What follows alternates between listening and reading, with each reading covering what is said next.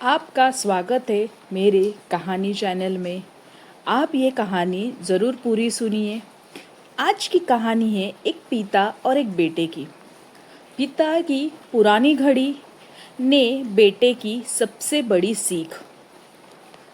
कहते हैं ना कि हमारे पिता की चीज़ें हमें कहीं ना कहीं ज़िंदगी में याद दिलाती है। वैसे ही कुछ आज की ये कहानी है। कुछ चीज़ों की कीमत पैसे से नहीं, भावनाओं से होती है। एक पुरानी घड़ी ने एक बेटे की पूरी जिंदगी बदल दी। रवि एक मध्यम वर्गीय परिवार का लड़का था। उसके पिता रमाकांत एक चौकीदार थे। दिन रात मेहनत करके उन्होंने रवि को पढ़ाया लिखाया। रमाकांत के पास एक पुरानी कलाई की घड़ी थी। वह उसे कभी अपने हाथ से नहीं उतारते थे। रवि कई बार कहता, पिताजी, यह पुरानी घड़ी फेंक दीजिए, मैं आपको नई घड़ी दिला दूंगा।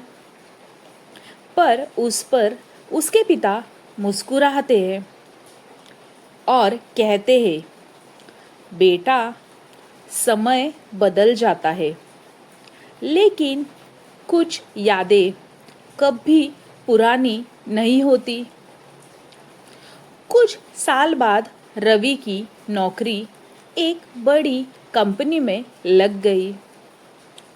अच्छी तनख्वाह मिलने लगी। धीरे धीरे उसने अपने माता पिता के लिए समय ही नहीं मिलता था।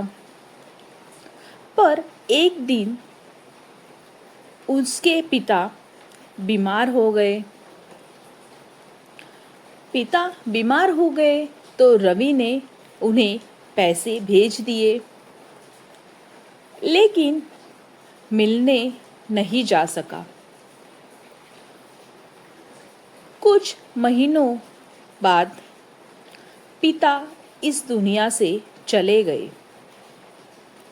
उनकी अलमारी साफ करते समय रवि को पुरानी घड़ी मिली।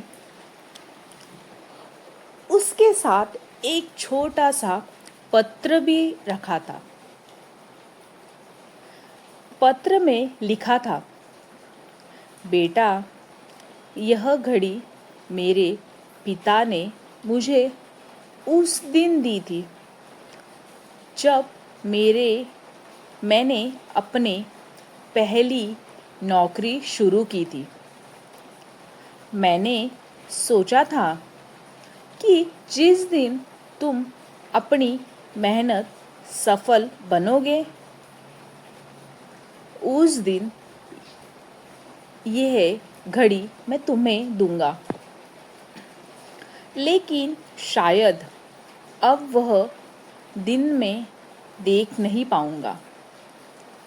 जब भी यह घड़ी पहनना, याद रखना कि दुनिया का सबसे कीमती समय अपने परिवार के साथ निभाना। हुआ समय होता है। पत्र पढ़ते ही रवि फूट फूट कर रोया। उसने पहली बार महसूस किया कि उसने पैसे कमाने की दौड़ में अपने माता पिता के साथ बिताने वाला सबसे कीमती समय खो दिया। अगले ही दिन उसने अपनी माँ को अपने साथ शहर ले आया। अब वह चाहे कितना भी व्यस्त हो, हर शाम माँ के साथ बैठकर चाय ज़रूर पीता है। आज भी रवि अपने पिता की वही पुरानी घड़ी अपने हाथ में ज़रूर पहनता है। जब भी कोई उसे पूछता है, रवि इतनी पुरानी घड़ी क्यों पहनते हो,